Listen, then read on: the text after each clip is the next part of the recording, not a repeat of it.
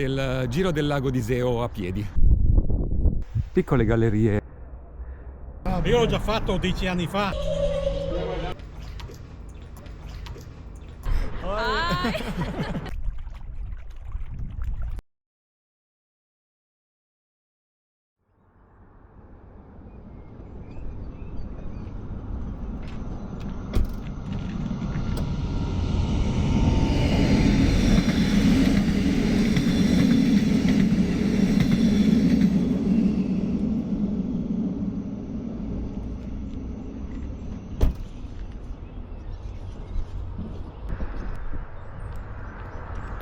Buongiorno a tutti.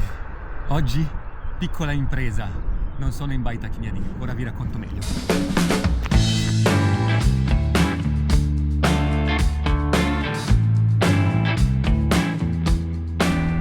Eccomi qui, in cammino. Questa volta non sono in baita, sono a valle, ho lo zaino ma niente montagna, niente trek. Farò una piccola impresa personale che durerà circa 2 giorni e mezzo. Si tratta del giro del lago di Iseo a piedi. Sono grosso modo 75 km, più forse qualcosina perché voglio anche entrare in tutti i paesini, in tutti i borghi, e chiaramente avrò un po' di cammino in più.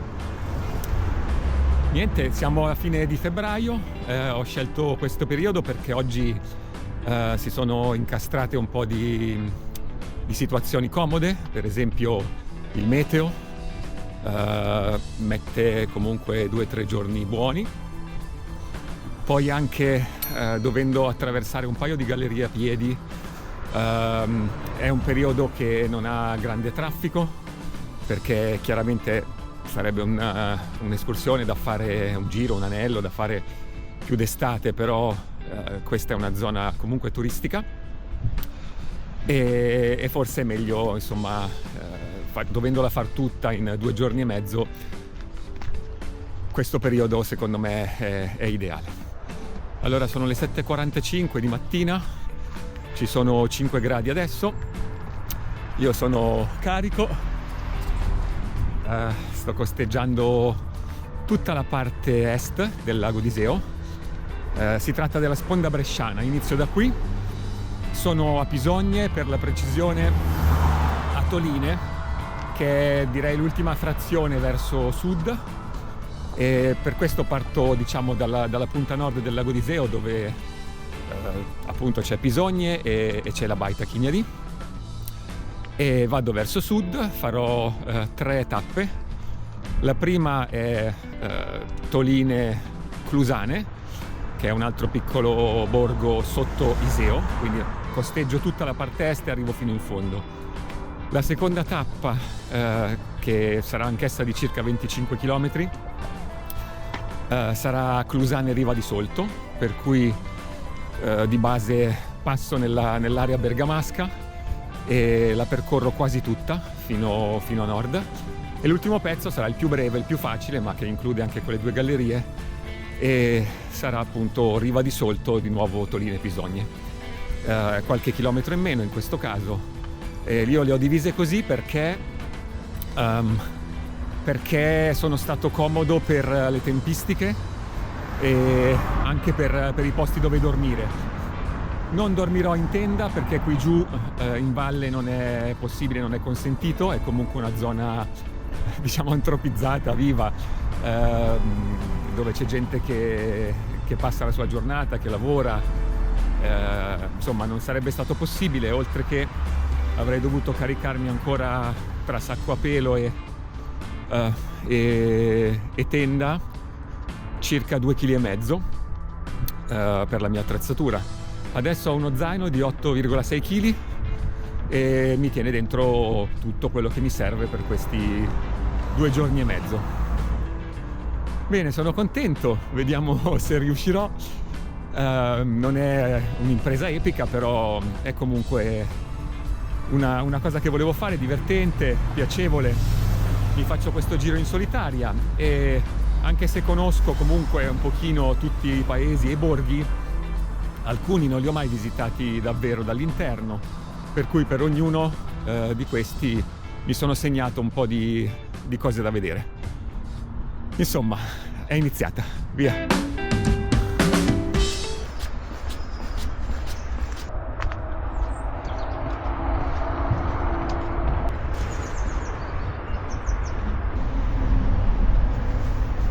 Ho iniziato questa camminata appunto da Toline, dove parte una bellissima ciclopedonale che porta fino alla prima frazione del paese di Marone.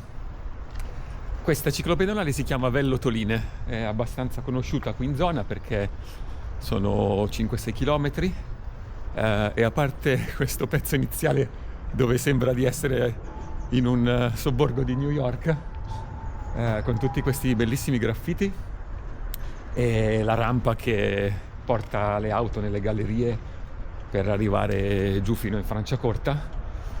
Diciamo, a parte questo pezzetto, girata quella curva che vedo lì, inizia tutta questa strada che era di fatto la vecchia strada carrabile, cioè era vicino alla vecchia strada carrabile che costeggiava appunto il lago. Adesso è una bellissima via che si può percorrere passeggiando, con i pattini, la bicicletta, a piedi e di mattina d'estate è sempre all'ombra e quindi è anche molto piacevole.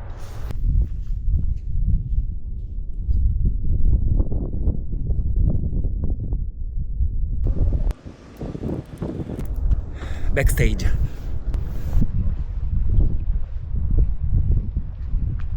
Allora, la Val Camonica comincia lì, dove ci sono le due montagne che si incontrano e è credo la valle più lunga d'Italia perché sono circa 90 km se non sbaglio.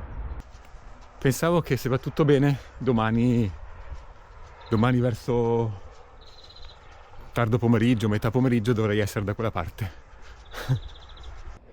Il lago di Iseo, avendo questa forma un po' strana che sembra una S, non lo riesci mai a vedere tutto per intero. Infatti lì dietro fa la curva e poi dopo quella curva si dovrebbe vedere anche Monte Isola. Ho incontrato solo un ciclista che andava verso sud e c'è un silenzio bellissimo. Il sole, diciamo, ormai è sorto, però ha ancora i colori dell'alba e illumina prevalentemente di là, la sponda bergamasca. Qui arriverà verso mezzogiorno l'una. Però la situazione è surreale perché è tutto vuoto e si sente a malapena il rumore dell'acqua, perché è una giornata comunque tutto sommato limpida, non c'è vento. Bello. Questa qui sopra, su questo ponte, è la ferrovia che costeggia insomma tutto questo pezzo di lago, passi nelle gallerie e il rumore che si sente sono le auto che sono su una strada ancora più alta e da qui fino in Franciacorta fa tutta galleria nel lato bresciano, mentre il lato bergamasco invece è tutto a vista e a pelo del lago, molto bello da percorrere anche in auto, una strada molto bella, piacevole. Eccoci, primo paese raggiunto. Viene considerata la città dell'olio, l'olio del lago di Iseo chiaramente. È effettivamente piena di ulivi, sia sui pendii che nei prati e nelle proprietà comunque delle case. C'è ancora da fare un bel pezzo di piccole gallerie pedonali come queste, molto affascinanti. L'anno scorso sono riuscito a fare comunque una sola bottiglia d'olio della Baita Chignadi con circa, se non sbaglio, 19 kg di olive, però considerato che ho 16 ulivi direi che il risultato non è il massimo, però è sicuramente una grande soddisfazione. Ecco che arriva un ospite.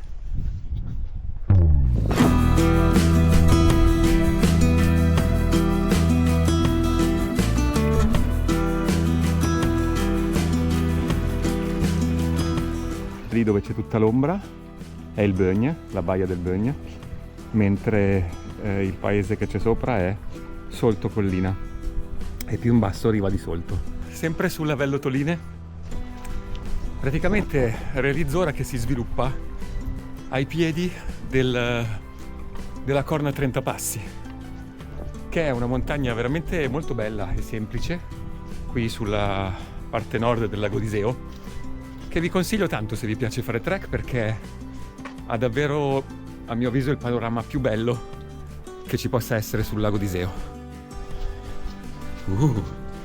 Gallerie, gallerie, un sacco di bellissime gallerie e delle strutture che però non so cosa siano, sicuramente umane, ma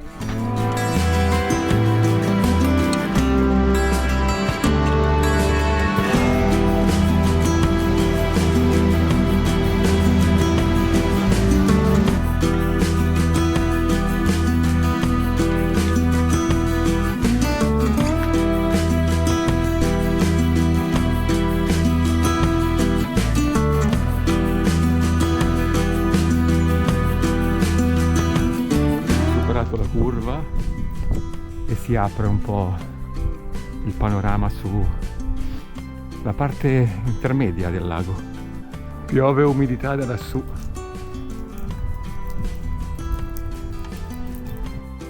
Secondo me un po' ci assomiglia. Eccola lì in mezzo. Ecco, per la prima volta in questo percorso la vedo, è Monte Isola, cioè quell'isola che c'è lì in mezzo al lago, è la prima, credo, forse la seconda isola lacustre più grande d'Europa, e si vede lì anche sulla cima il santuario della Madonna della Ceriola. Qui appena dopo lo sperone di roccia si vede la montagna e credo che siano 400-500 metri comunque di altitudine Monte Isola. Non è proprio piccolina, molto bella tra l'altro.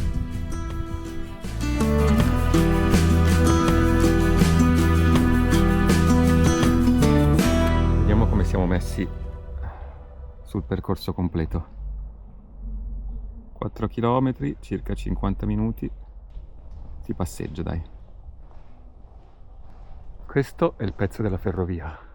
Da qui passa quindi il treno Ferrovie Nord che va fino su a metà Val Camonica, e quella ancora più su lì è la strada automobilistica. Quindi auto, treno, bici e pedoni.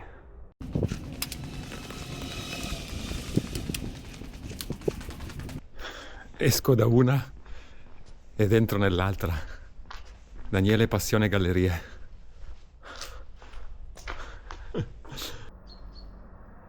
Eccola qua, da qua si vede molto bene.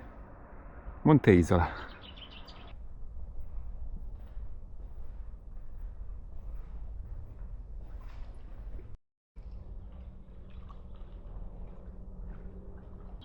Allora, io sono partito da qui, Toline, ho fatto tutto questo giro e adesso sono qua, a Vello. Buongiorno. Salve. E ci sono gli anziani un po' curiosi che sbirciano chi passa su questa stradina secondaria. Comunque sono tornato in paese dell'olio, e quindi ci sono giustamente anche gli ulivi per strada. Eccone un altro.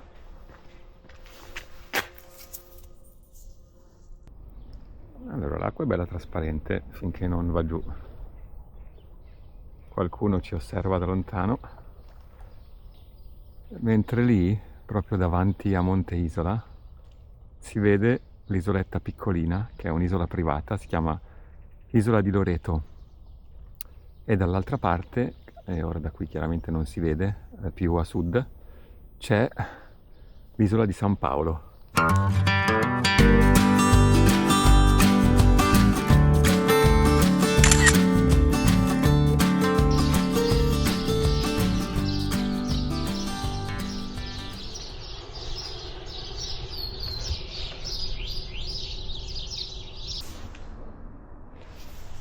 Prima tappa, Marone, nella frazione di Vello.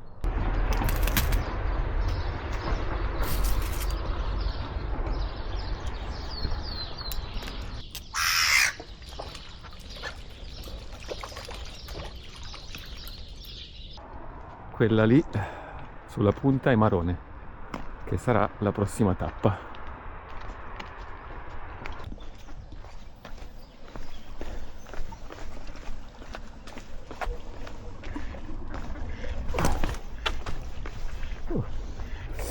Eccoci per la prima volta a pelo del lago. Questa è la calchera di Vello con la fornace, perché è una zona estrattiva e serve per produrre la calce. Ci sono ulivi dappertutto e devo dire che è lo stesso posto dove sono venuto al frantoio per portare le olive della Baita Chignadì. È effettivamente il posto probabilmente più vicino che ho con un frantoio. Però non ho mai comprato un olio di Marone. Direi che è arrivato il momento di provarlo. Sto costeggiando la ferrovia, quella lì. Praticamente questa è la linea che va da Brescia, credo a Edolo, quindi a metà della Valle Camonica.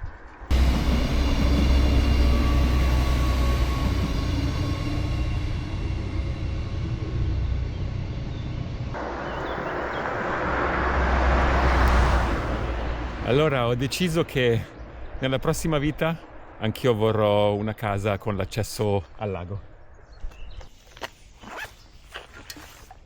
Dopo più di un'ora di cammino è arrivato il momento di bere qualcosa.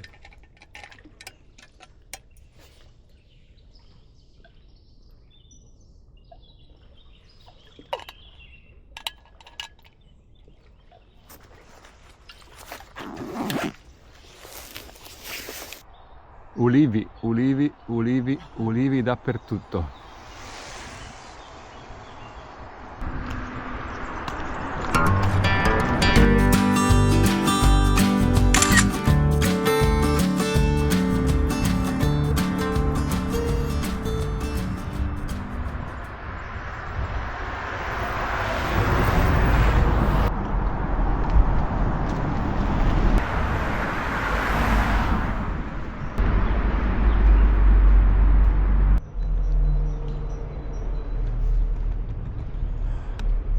Ok, arrivati nell'abitato, cominciamo a vedere anche il sole e inizio sinceramente ad avere un po' caldo.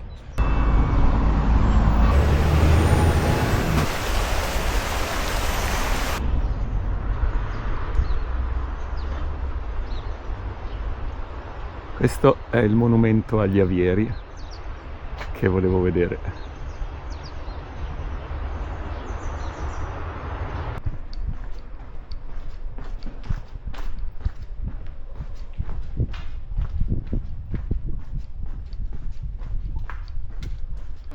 Questa dovrebbe essere Villa Vismara e il Parco degli Ulivi.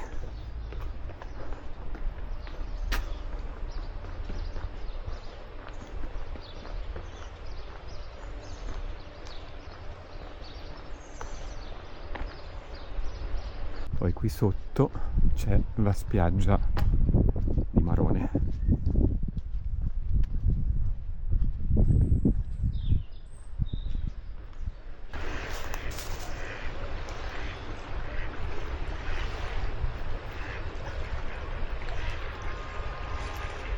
Stavo cercando l'ex opificio e l'ho trovato, è questo qui dietro di me. Era quindi una fabbrica tessile che adesso è in restauro, stanno facendo dei lavori, perché mi raccontava una signora che insomma l'anno scorso hanno realizzato una macina per frantoio, però non essendo stato un anno buono per le olive non è andata in funzione. E poi faranno un ristorante qui sotto, sopra degli alloggi per i bisognosi, E niente, la signora si lamentava che avrebbero dovuto fare un parcheggio perché qui parcheggi non ci sono. Comunque niente, speravo di vedere qualcosa di più, ma un po' che è in restauro ed è chiusa e non riesco a sbirciare dentro. Mi ha detto tecnicamente in bresciano che è peggio del Duomo di Milano, quindi si vede che è tanto tempo che stanno facendo i lavori e hanno anche trovato dei resti storici durante gli scavi, quindi si sono un po' rallentati. Io proseguo il mio giro. Questa della sardina del lago d'Iseo merita un approfondimento perché si tratta di una pietanza tipica, sardine essiccate e poi dopo cucinate in vari modi, ed è un pesce di lago che viene molto apprezzato e pescato qui, soprattutto d'estate. Si vedono lungo le strade e le vie che costeggiano appunto l'acqua, svariati pescatori, soprattutto la sera, che hanno una tecnica di pesca molto particolare perché fanno con la canna continuamente su e giù, perché queste sardine si muovono in banchi e sostanzialmente passano in determinati orari, soprattutto serali, facendo un percorso sempre uguale, e quindi vengono purtroppo catturate anche da chi ha la passione per questa cosa. Ho già un po' fame, ma se mi fermo adesso è finita. Comunque ho deciso di fare una piccola deviazione e vado a vedere questo eremo che si chiama Eremo di San Pietro in Vinculis, che è un po' più su, per raggiungere qualche metro di dislivello. Quindi mi sto allontanando dal lago per salire un pochettino a curiosare com'è. Nella parte finale, più a sud di Marone, ci sono i resti di una villa romana, Codela, e queste sono appunto mura di 2000 anni fa. È sempre incredibile. Allora è interessante perché qui siamo, va bene, a Marone, ma anche Pisogne e anche altri borghi su questo lago sono tutti romani, e anche a testimonianza insomma che qui l'uomo e la cultura ci sono da tanto tempo.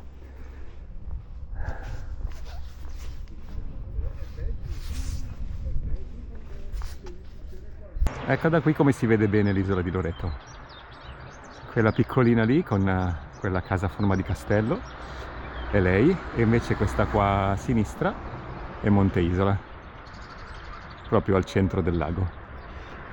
E teoricamente io dovrei salire lassù alla croce.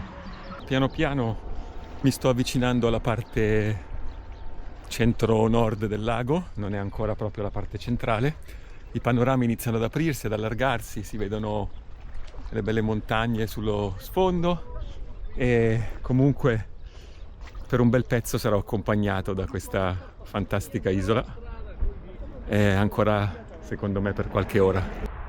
Eccolo, quello lì in alto è l'eremo di San Pietro ed è la mia prossima destinazione per vedere il lago da un'altra prospettiva. Per andare all'eremo provo una deviazione, speriamo che sia giusta, almeno tocco anche questa via, è l'antica via Valeriana, che è un percorso molto conosciuto qui. È comunque una via che ha anche lei qualche migliaio di anni, e era il percorso che si faceva dal Basso Sebino, mi sembra Provaglio d'Iseo, fino al Tonale. È giunto il momento di spogliarsi, perché per arrivare all'eremo si va in salita e non vorrei arrivare su completamente bagnato. Diciamo che col sole è cambiata la temperatura, però da fermi fa ancora fresco. Appena inizia a camminare si suda.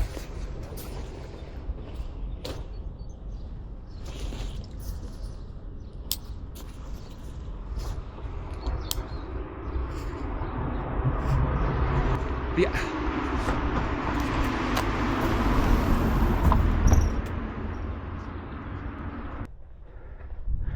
E questi chi se l'aspettava? Dai che manca poco. Per salire a San Pietro, oltre ad aver già faticato, c'è persino la Via Crucis.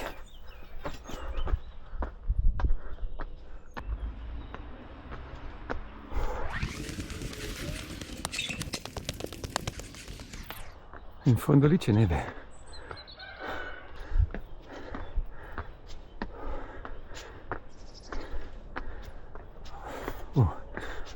Eccoci.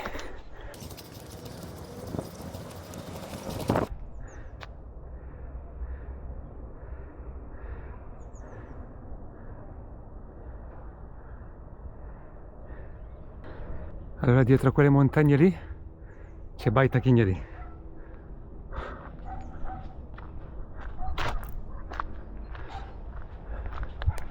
Dietro la curva inizia la Val Camonica e qui sotto c'è Marone. Caro San Pietro, secondo me possiamo fare un accordo e io con questa salita e la Via Crucis ho espiato quello che dovevo. A questo punto direi che l'ingresso dovrebbe essere garantito, no?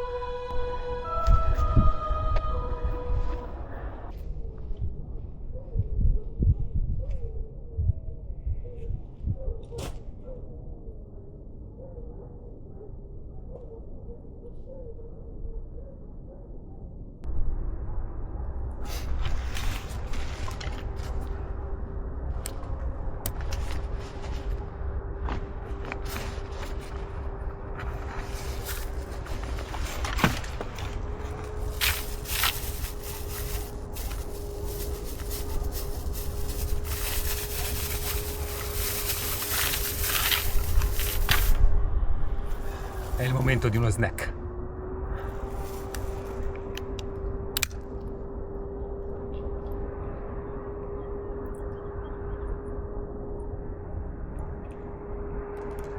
Allora saluto l'eremo di San Pietro e si riparte. Sono le 11 circa, ho potuto fare merenda, riposarmi un po', bere, però credo di aver sbagliato qualcosa sulla stima oraria perché devo arrivare sotto Iseo a Clusane per le 18:30, ma sono le 11 e ho fatto solo il primo paese di 4-5, quindi cerco di velocizzare un po'. Abbiamo detto che siamo in ritardo, allora la discesa la facciamo di corsa.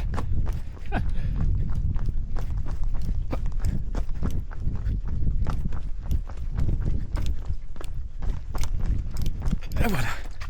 Arance sul lago di Iseo. Belle, belle, belle, belle. Sui laghi c'è un microclima particolare e gli agrumi possono crescere bene anche qui. Infatti, per esempio, sul lago di Garda c'è tutto un pezzo di riviera che è storicamente stato destinato alla coltura di agrumi, tipo limone sul Garda. Guardate questa casetta qui, un sogno proprio, un sogno davanti al lago, ma c'è un ma. Peccato che è proprio dietro la ferrovia. Coltivazione a frutteto di arance e agrumi, a conferma di essere in una zona di olio, di produzione di olio, due belle macine in pietra in mezzo a una rotonda.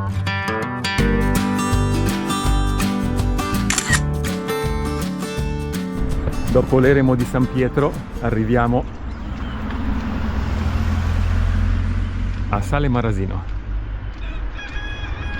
Poi era una zona di produzione di carbone e di lana e di bachi, immagino bachi da seta, quindi probabilmente gelso come pianta di appoggio.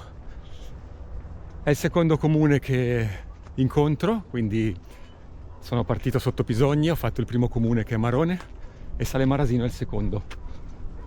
Sono, come dicevo, un po' in ritardo sulla tabella di marcia, però gli altri comuni sono tutti un pochino più vicini da quello che ho guardato bene sulla mappa, cosa di cui magari ti accorgi meno quando li fai in macchina.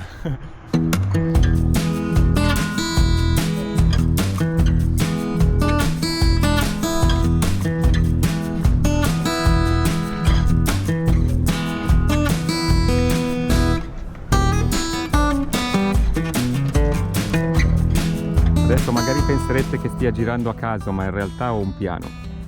Paese per paese. Eccoci qua, siamo al secondo, Sale Marasino.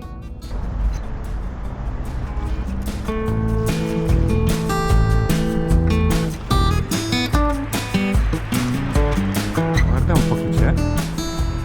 Due personaggi tipici di Sale Marasino. Ma prima mi avete sorpassato. Sì. Ti ho visto. Infatti. Sì, per qualche giornale qualcosa. No, sto facendo il giro del lago a piedi.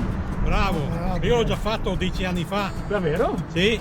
Io pensavo di essere... No, invece- No, Niente da fare. Bici a piedi.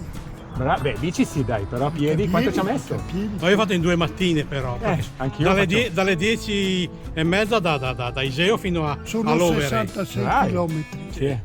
Poi che sono arrivato Ma a... senza visitare però i paesi. No, io girato così e Vai basta, dietro abito la qua. sponda. Ho fatto Bello. Iseo Lovere dalle Sei partito da 10:30. dove? Da sotto Pisogne, Ah, da Pizzo. da Toline. Da da Toline. Toline e faccio, arrivi a no, Turin. faccio Clusane, poi Riva di Solto e poi Pisogne. Arrivi a Torino. Bene dai, Ciao. Ciao. arrivederci. Mi hanno scoperto che li stavo filmando perché volevo fare un pezzo di video dove dicevo che mi hanno superato e non capivo perché. Dato che li avevo incrociati comunque prima, nel paese prima, poi forse mi sono perso in qualche via e allora mi ha detto vieni che facciamo il video, vieni. Ed eccomi qua che ho fatto il video con 2 autoctoni storici di Sale Marasino. Mi allontano ancora un po' dal lago anche questa volta e salgo su nel centro storico di Sale Marasino. Voglio andare a vedere se si riesce a sbirciare da fuori questa villa. Niente, allora questa è la casa Negroni che cercavo, però purtroppo è privata, anche se mi hanno detto che appunto ha dentro un bellissimo parco, ma da qua non si riesce proprio a vedere niente. E pazienza, andiamo avanti.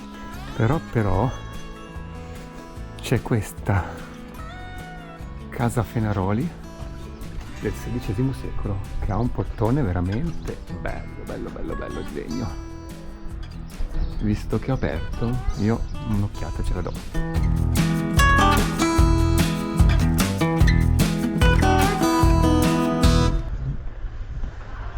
Ecco, questa è la chiesa di San Zenone.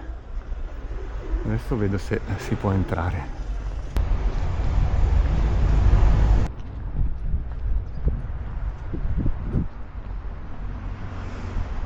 Porca, è chiusa, peccato.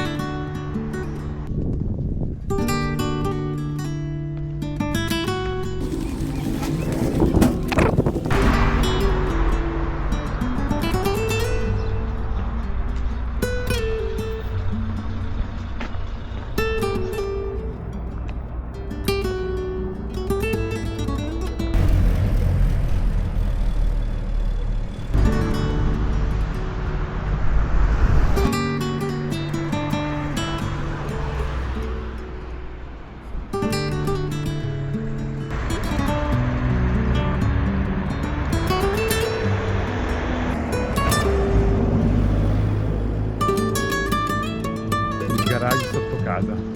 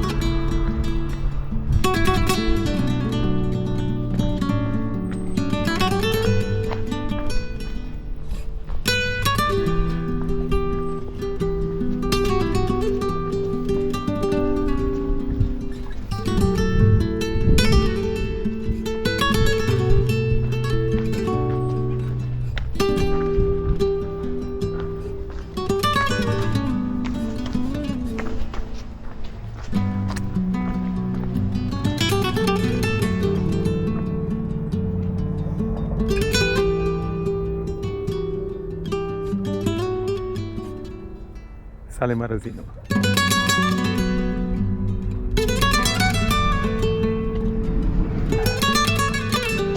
Questo è un canale di scolo di un torrente che arriva giù al lago.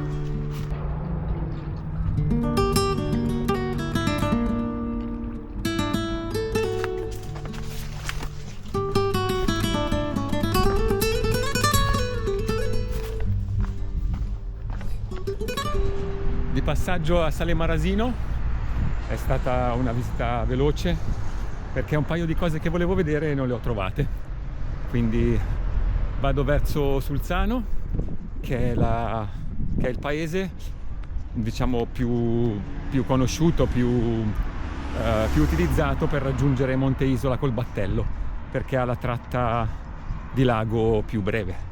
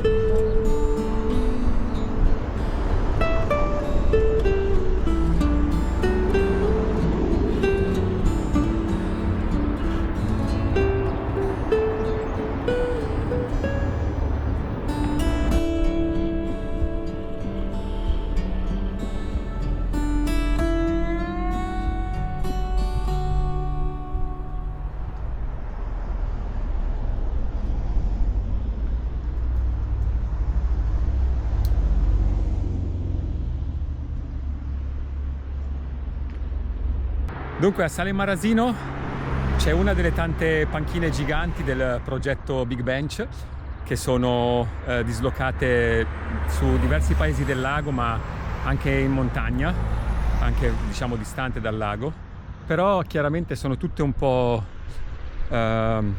verso i monti per avere una vista migliore. E allora questa volta evito la deviazione che ho già fatto per l'eremo, e in ogni caso le panchine giganti si vedono un po' dappertutto.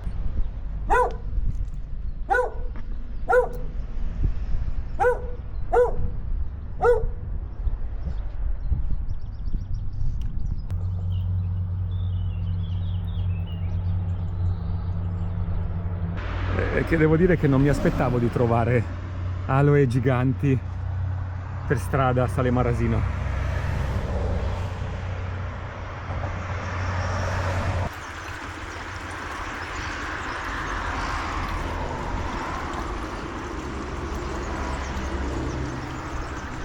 Avevo detto che nella prossima vita mi sarebbe piaciuto avere una casa con l'accesso al lago per la barca, come quella che avevo visto insomma all'inizio della passeggiata, però potrei accontentarmi anche di qualcosa del genere.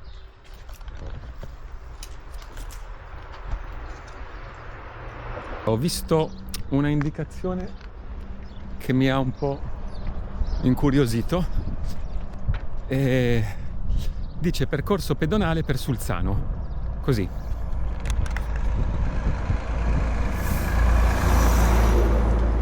Mentre invece il mio percorso dovrebbe essere questo. Allora sto pensando che quasi quasi seguo le indicazioni e vediamo un po' dove mi portano.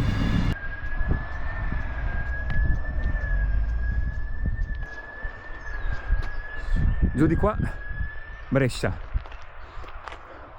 su di qua Edolo, e faccio questo percorso pedonale. Vediamo com'è. Sicuramente in salita. Non so se ho fatto bene a dir la verità. Questo dovrebbe essere un banano. Anche se è un pochino in salita, però è all'ombra e mi offre dei suoni abbastanza familiari.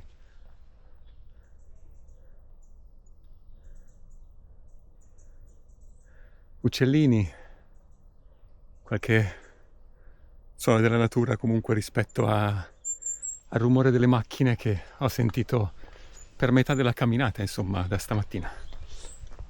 Niente, qui è tutto ville bellissime. Comunque volevo dire al destino che se quella di prima con l'ingresso dal lago non fosse più disponibile nella prossima vita e quella con la piscina rotonda non fosse disponibile nell'altra, niente, mi posso sempre accontentare di questa. Ecco, io sarei sceso giù di là. Tra l'altro ci sono anche delle belle arnie, ma questo pratico cartello mi dice che la retta via è questa. In effetti, dal punto di vista panoramico, da qua è molto più carino. Dunque, quella lì è Peschiera Maraglio, è l'approdo a Monte Isola più utilizzato e si parte proprio da Sulzano. È il paesino più grande e permette poi anche di partire da lì e fare tutto il periplo di Monte Isola e tornare lì per riprendere il traghetto, anche se ci sono altri porti, quello è il più frequentato. È lì sopra il santuario.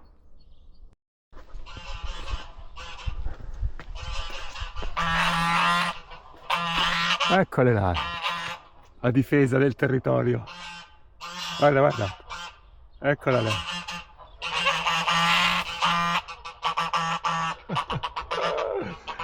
Allora il percorso pedonale per... Ah, non entro, non ti preoccupare. Il percorso pedonale per Sulzano è praticamente un mezzo trek, considerato che si tratta di un sentiero a tutti gli effetti, più che un percorso pedonale.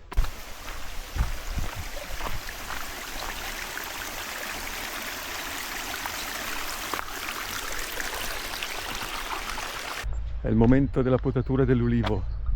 Ah, ma io ho già dato, ho fatto un po' in anticipo. Sono tornato sul lago. Se qualcuno volesse poi rifare questo giro, questo percorso, non consiglio di fare il pezzo pedonale perché poi dopo si ritorna comunque qui sul lago e devi fare lo stesso un pezzetto di strada.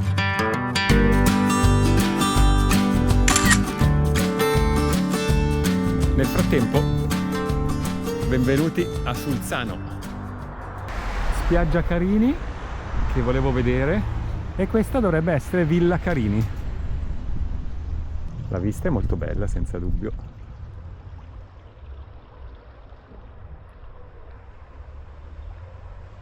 E quella lì, ah ecco, questa dovrebbe essere forse la casa del custode, quella è Villa Carini, quella dietro lì.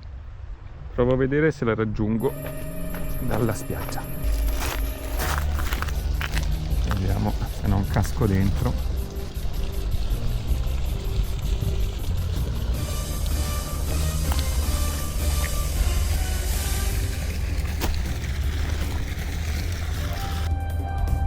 Sono dei lavori di restauro, direi.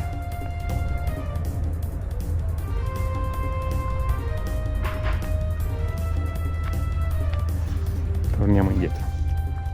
È quasi l'una, e comincio ad avere una certa fame perché questa mattina ho fatto colazione presto per partire prima possibile.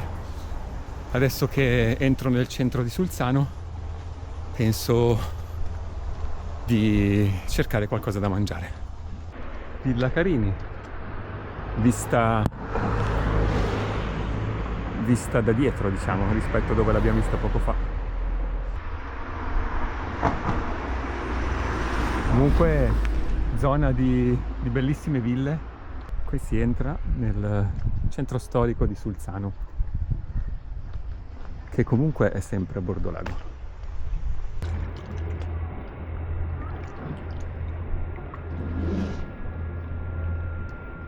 Il monumento ai caduti sul mare di Sulzano.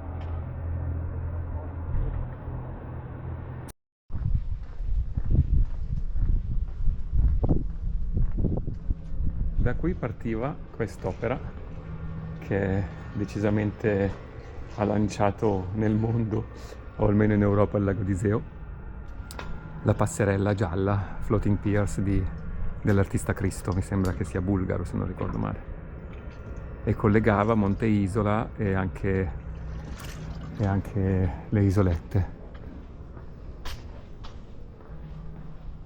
Sto andando verso la chiesa di San Giorgio e però vedo che già qualche richiamo c'è qua prima di arrivare alla chiesa.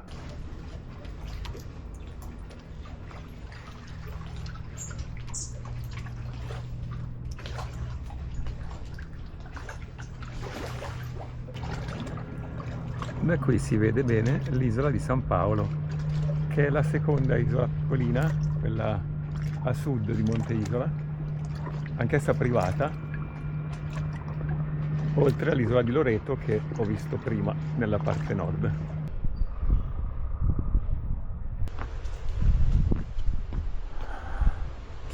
Da qui passa anche la ciclovia dell'Olio. Ah, eccola lì, quella dovrebbe essere la chiesa di San Giorgio. Andiamo a vedere dentro com'è.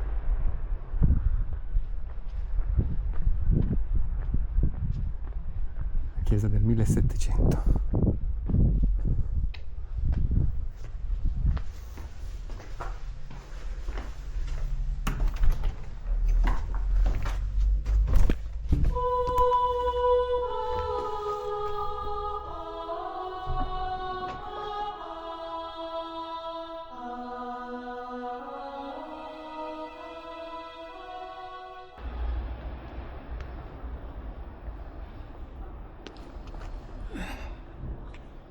Adesso sorge un grave dilemma. Allungo di 30 minuti e vado a vedere le cascate del Petoi qui a Sulzano, oppure proseguo per il cammino verso Iseo. Non lo so, sono molto contrastato. Mi sa che vado. Anche qui si va su un bel po'. Rampa bene. Vediamo quanto ci mette. Si vede lì in fondo il golem con ancora sulla neve.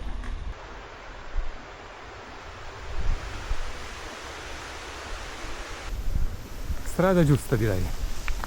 Cascate di là.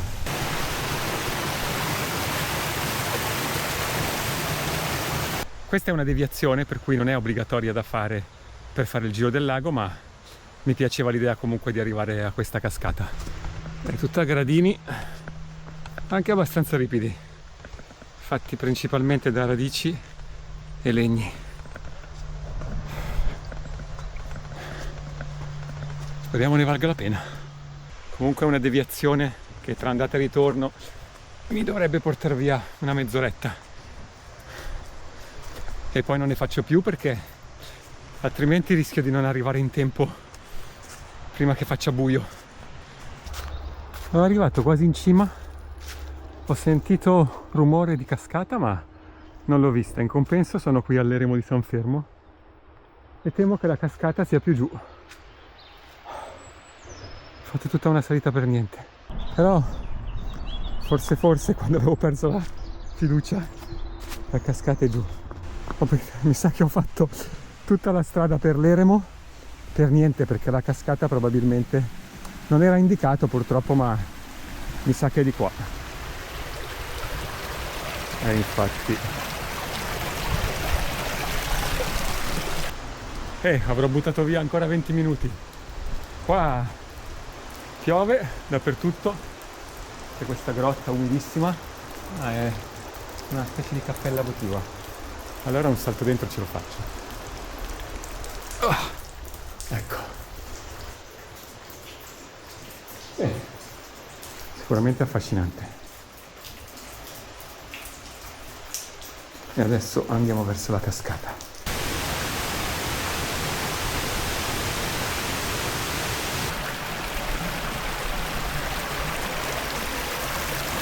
Per chi volesse fare questo giro in estate o in primavera, un giretto, una passeggiata qui alle cascate lo consiglio. Fatto col giusto percorso è breve, 10 minuti a piedi dal centro di Sulzano, dal traghetto in salita, e 5 minuti nel prato, nel sentiero sterrato. Io ci ho messo quasi mezz'ora perché tra andare e tornare ho sbagliato strada 2 volte. Mi tocca andare a destra. Ok, allora ho chiacchierato un po' con un signore che da Sulzano a Pilzone mi ha suggerito di fare la Valeriana Antica, che è una strada, un sentiero a mezza costa in montagna, che ho visto insomma anche qualche chilometro fa. È una via molto bella che parte dalla Franciacorta e arriva al Passo del Tonale, però dovrei risalire di nuovo. Invece sono appena sceso, che sono arrivato quasi all'eremo e alle cascate, e sinceramente non ho voglia di risalire di nuovo, per cui farò il lungolago e verificherò se effettivamente c'è o non c'è il marciapiede, e chiaramente devo stare un pochino attento.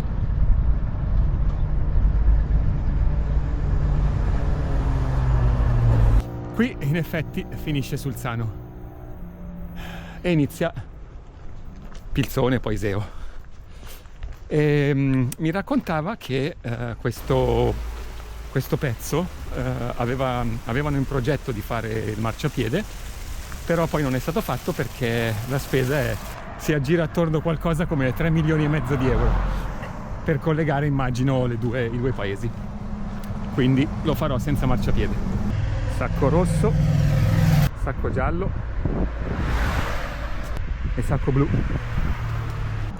Anche qui tra Sulzano e Pilzone tutto il lungolago è costeggiato da ville molto belle a filo d'acqua, insomma, quindi praticamente la toccano in qualche modo, e questa è una cosa che c'è solamente dal lato bresciano, perché dal lato bergamasco invece è tutto più selvatico, più selvaggio. Ci sono alcuni ristoranti, qualche lido, però soprattutto dopo Sarnico fino all'Overe è abbastanza infrequente trovare delle ville, o comunque così tante come qua, ce n'è una dietro l'altra. E questa, che sembra un'altra monteisola, in realtà è un promontorio, una penisola, quindi siamo quasi arrivati. Ho fatto un piccolo errore di valutazione perché sono le 2:30, ancora non ho mangiato, e in realtà mi sono spostato tra 2 paesi in un orario sbagliato, e quindi quando era ora di mangiare chiaramente era tutto chiuso, perché come è giusto che sia qui i negozi non fanno orario continuato.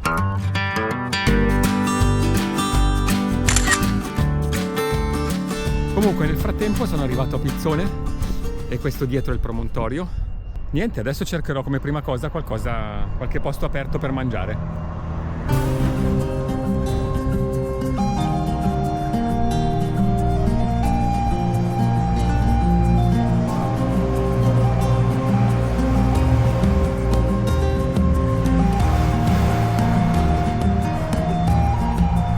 E ho appena incontrato Max e Annabelle dalla Germania, sono venuti fin qui con l'autostop e adesso ve li faccio salutare. È incredibile, dalla Germania in autostop senza praticamente pagare nessun viaggio. Adesso vanno a Iseo. Io ci vado a piedi e loro ci vanno con l'autostop. Se non trovano il passaggio per Iseo hanno la tenda e vanno a finire lassù e dormono questa sera lì e poi dopo riprendono il viaggio. Sono partiti dal nord della Germania a piedi e solo in autostop, assurdo, solo in autostop, e adesso il loro obiettivo è di passare da Brescia, Bergamo, Milano e poi arrivare a Genova. Tutto in autostop. E io che pensavo che fare il lago di Iseo a piedi era un'impresa. Sto facendo il pezzo più brutto da stamattina, non tanto brutto dal punto di vista della sicurezza perché non c'è il marciapiede, ma brutto proprio perché è lontano dal lago, è lontano dalla montagna, sono semplicemente in strada. E questo è il pezzo che collega Pilzone con Iseo.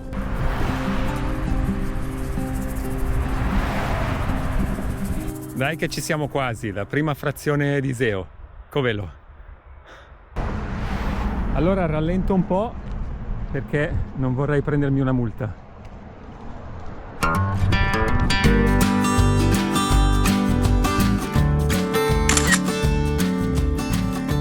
Cosa c'è qui? Cosa c'è qui?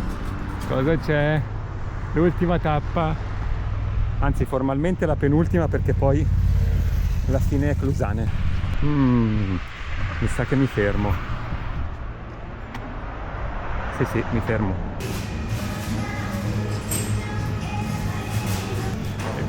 Bambino felice, bambino felice.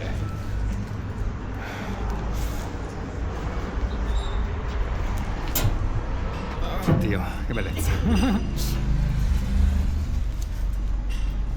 Ho preso due gusti, uno che mi piace un sacco che è l'Iprizia e l'altro è mela cotta, mai provato. Buonissimo.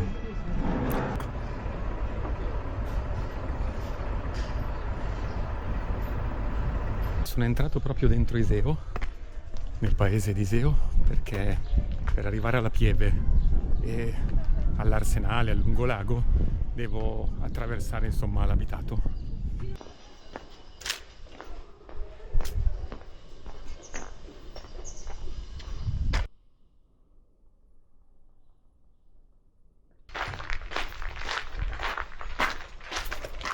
Questa è la Pieve di Sant'Andrea di Iseo.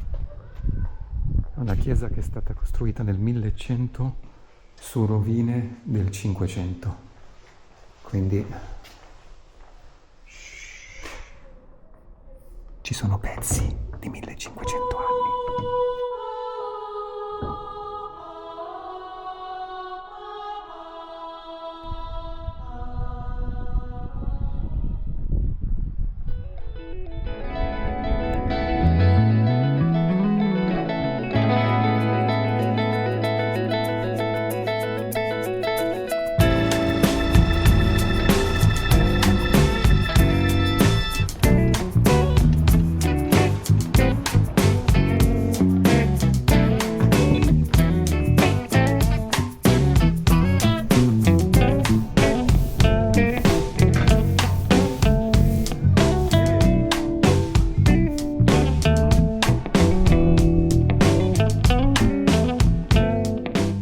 Questo è l'Arsenale.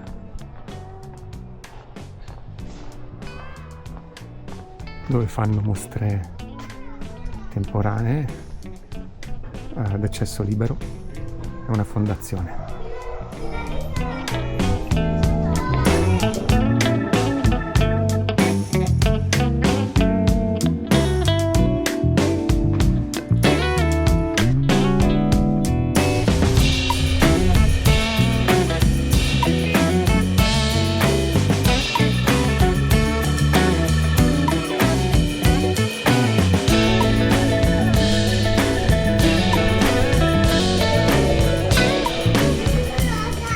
Questo è il centro di Iseo e adesso vado in piazza Garibaldi.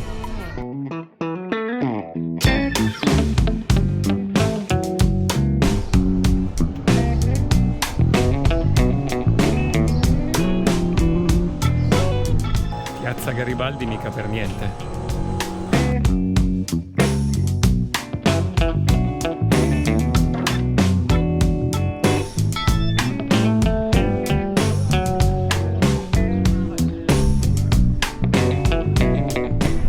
lungo Lago di Iseo, là in fondo è innevato il Guglielmo, qua davanti Monte Isola, ormai siamo parecchio a sud, e dall'altra parte invece la sponda bergamasca. E lì a sud finisce il lago.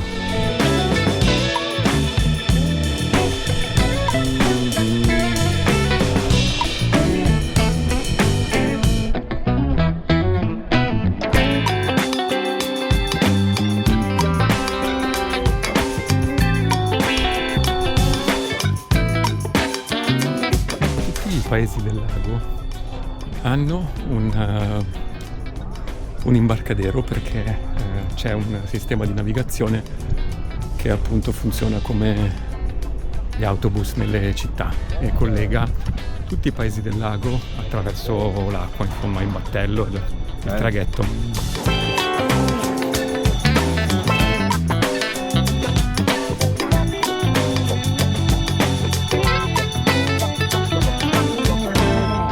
Questo è il castello degli Oldofredi. Vediamo se si riesce a dare un'occhiata dall'esterno.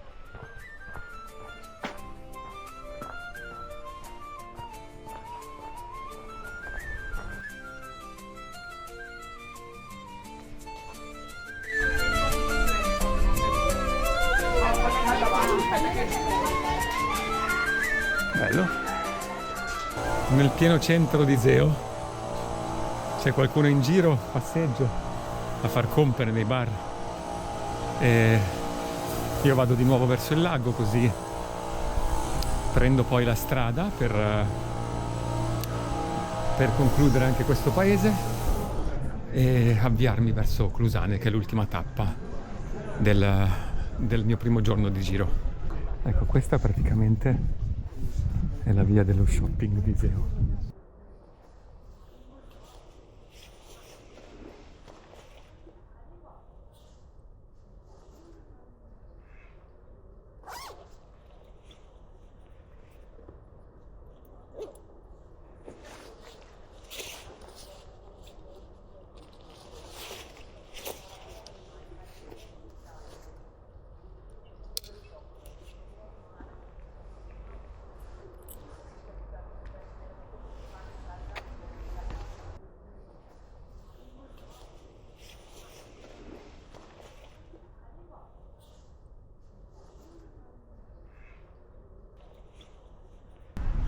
Sono le 5, mi mancano 4 km per arrivare a Clusane. Ho appena lasciato, sto lasciando Iseo e tra Iseo e Clusane ci sono circa 3 km e mezzo.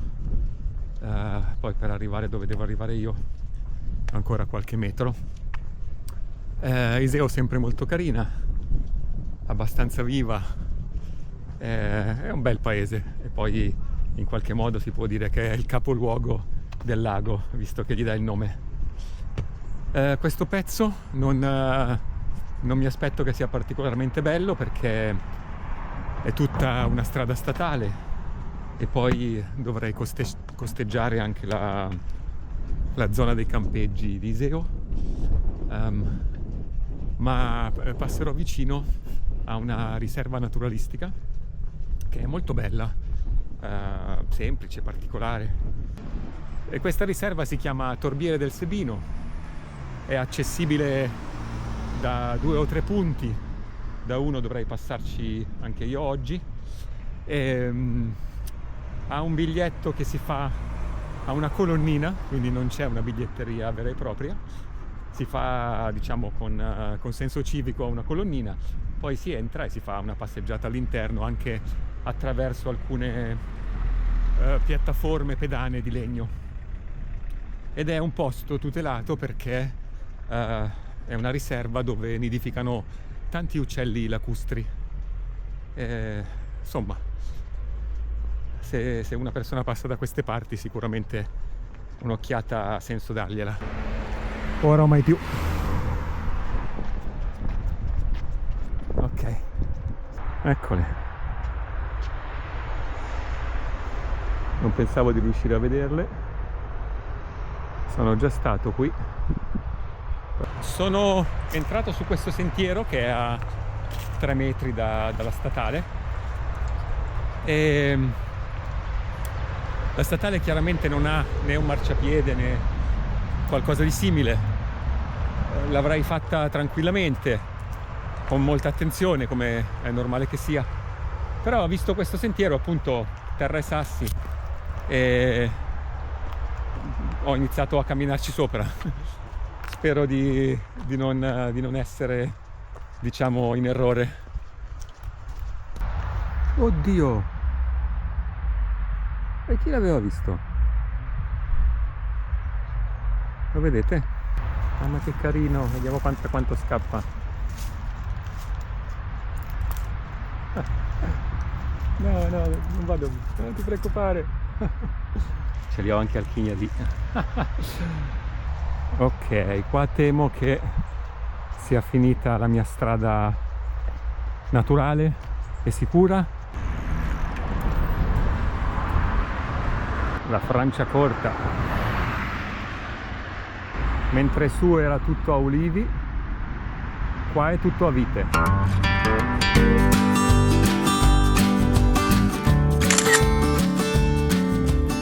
Voglio farvi vedere dove sono. Eccomi, questo è l'arrivo della prima giornata e l'orario è quello, diciamo, più o meno del tramonto, è andato via il sole da poco. Sono le 5:30, quindi considerato che sono partito verso le 8, qualche ora di passeggiata oggi l'abbiamo fatta. Eccolo lì il lago, che non mi abbandona mai. Questa è un'altra cosa che proprio non sapevo.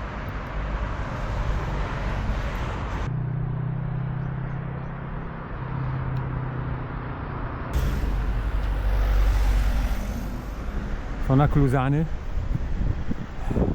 ultimi 500 metri per la mia destinazione.